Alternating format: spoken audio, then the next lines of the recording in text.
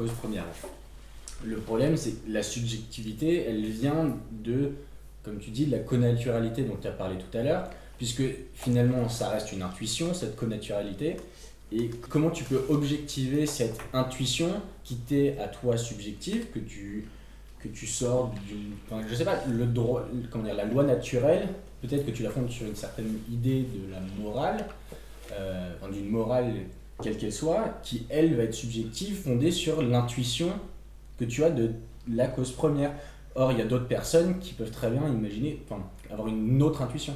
Concrètement, si on a déterminé qu'il existait une loi naturelle qui vient d'une cause première et donc un droit naturel, peu importe finalement que ce soit une loi naturelle ou un droit naturel, je pense qu'on est tous d'accord pour dire que le droit positif doit tendre à aller dans le sens d'un droit naturel ou d'une loi naturelle, puisque ça paraît assez logique. Et dans ce cas-là, qu'est-ce que ça change qu'on vienne d'un droit naturel ou d'une loi naturelle?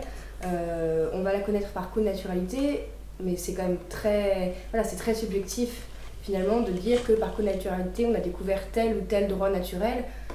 Finalement, comment est-ce qu'on peut les connaître, ces droits naturels, concrètement, en pensant les avoir cernés objectivement? Alors, il y a un petit malentendu. Quand je dis qu'on connaît la loi naturelle par connaturalité, je ne dis pas qu'on la connaît par intuition subjective. C'est pas ça que j'ai voulu dire. Quand je dis qu'on la connaît par connaturalité, c'est justement pas quelqu'un, grand philosophe comme Kant puissant, qui se met à raisonner et à décortiquer le problème. C'est dans l'expérience commune de l'humanité. Comment est-ce qu'on a découvert que l'esclavage n'était pas conforme à la dignité humaine? Eh bien, c'est à travers un tas d'expériences dans lesquelles on a vu que finalement les esclaves, c'était des êtres humains comme vous et moi, que des maîtres se sont attachés à leurs esclaves, qu'ils ont voulu les affranchir, et que de fil en aiguille, notamment l'influence chrétienne, a fait comprendre qu'en effet, je ne peux pas traiter comme inférieur quelqu'un qui m'est fondamentalement égal.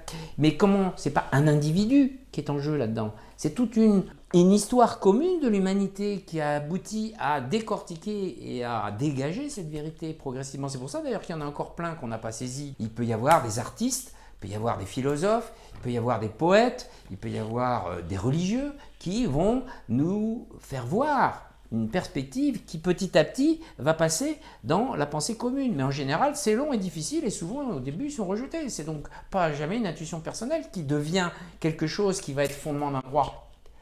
Le droit ne peut jamais être l'expression d'une pensée individuelle, où on est en plein totalitarisme, si c'est un individu qui fait le droit. Ce qui fait le droit, c'est une pensée commune. Il y a deux sortes de pensées communes, si je puis dire, et aujourd'hui on le voit bien. Il y a une pensée commune qui s'enracine dans l'expérience commune de l'humanité, donc notamment dans la tradition. C'est très important, la notion de tradition. Alors je pense que même en droit, c'est une notion importante. La coutume, la tradition, les mœurs, etc. C'est une sorte de mémoire collective. Et d'autre part, il y a la décision d'une collectivité de statuer sur tel ou tel point de droit. Et c'est ça la différence du droit positif. C'est que le droit positif, à partir du moment où il est statué et légitimé par une communauté au nom de son pouvoir légitimement, les assemblées constituantes, par exemple pour la Constitution, etc., il y a une instance considérée comme légitime, l'est-elle pas, c'est une question, qui va légiférer.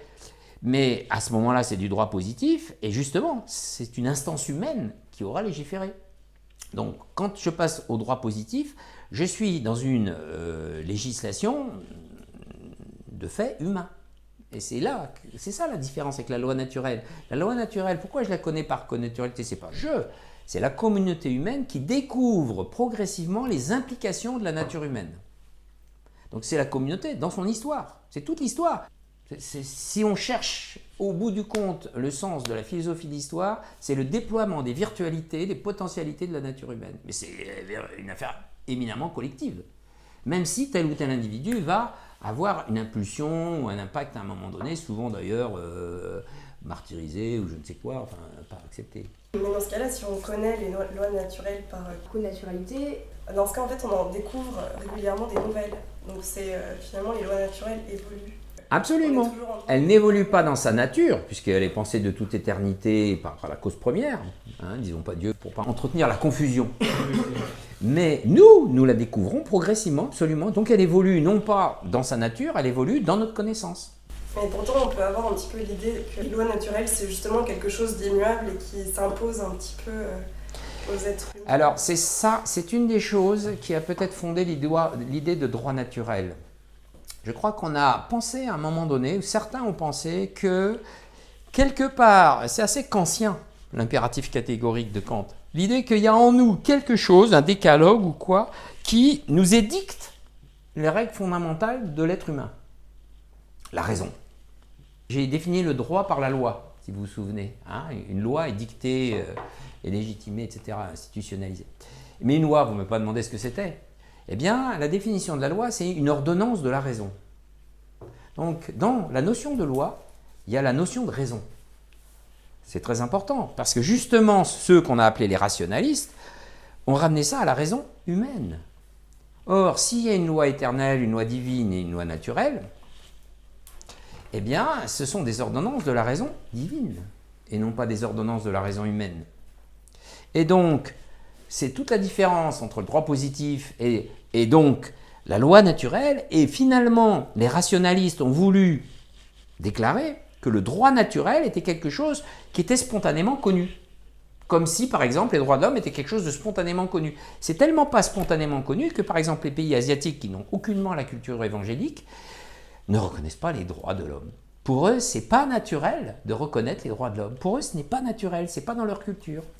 Mais alors, on pourra savoir que dans très longtemps, c'est-à-dire que ça se trouve, dans la culture asiatique, ce que eux considèrent comme des droits naturels, il va y en avoir d'autres, pourront se révéler finalement être les droits naturels et que nous, par notre culture, on a cru en découvrir alors qu'en fait, c'était pas des droits naturels.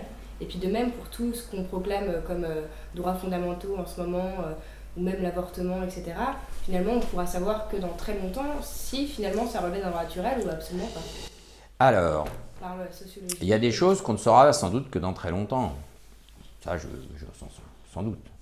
Il y a des choses qu'on sait déjà, ou qu'on est déjà en position de savoir. Parce que c'est pas parce qu'il y a un conflit sur un point de droit que la conclusion n'est pas possible. Justement, sur des questions comme la bioéthique, l'avortement, les questions sociétales, le droit de la famille, je pense que justement, on peut comprendre, c'est d'ailleurs l'intérêt de la situation actuelle, eh bien que le débat est en cours. C'est-à-dire le débat est en cours de telle façon qu'il aboutisse.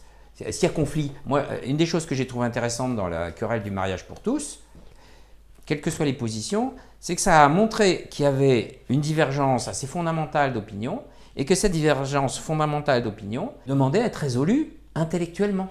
Or, elle a été résolue légalement, mais elle n'a pas été résolue intellectuellement.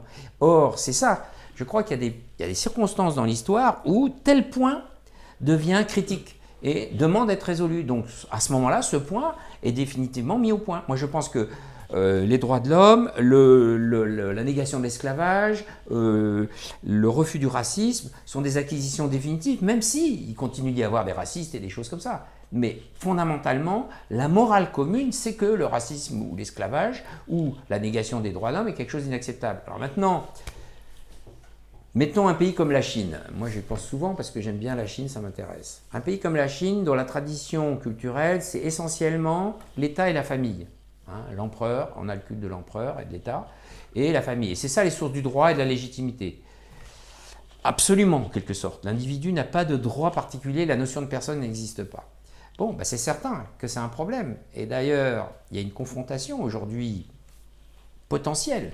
Derrière les rapports de force, qui sont des rapports de force économiques, eh bien, il y a des enjeux culturels énormes de savoir finalement si, dans le temps que, par exemple, la Chine va accroître sa mainmise sur les richesses mondiales, ce qu'elle est en train de faire, eh bien, elle va accepter de se laisser pénétrer par l'héritage occidental d'une culture qui est plus avancée qu'elle sur la considération de ce qu'est la nature humaine.